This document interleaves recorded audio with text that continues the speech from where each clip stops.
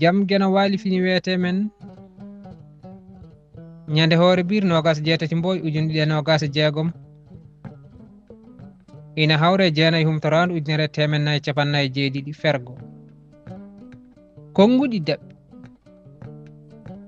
poɓɓowo e gamowo fof mballi ko yummum jombajo kala ko neɗɗo waɗi won jogiiɗo hen gartam hunde fof won ɓurɗo jeyde won ɓurɗo mantorede won ɓurɗo yirede ɗum ngol konngol heewi haalede ko so tawi neɗɗo ina haalda e goɗɗo haala ko ɓuri jeyde duɗal pular murtuɗo joob ɓiɓɓe leydi kawtal janngoɓe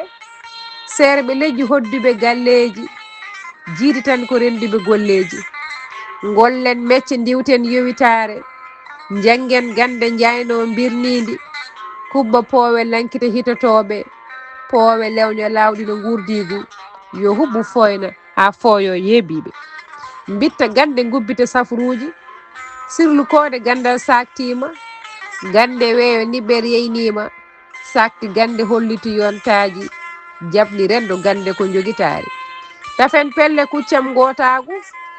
diɗɗe dente doole ko ɓamtare gasen pengle darnen tugnorde gawen dijje gaynen daabeji ndemen guura faggude men yaaja diɗɗe pelle kisnen laddeji jeeri waalo jeeyi men soñama kaɓɓodiren pewnen ndendadi yo golle goɗyante dartiji yonta pinen jaɓɓal waylima pular wolof ɗemɗe ko janngade arab soninke jaaden e mbaylani yo lewlewe jayno janggen yummaji yo yeyno yaaja jiyeɗen e nanaɗe nangodiren diwten ɓe ballani yo jaltu keeri jeeyi men nuskani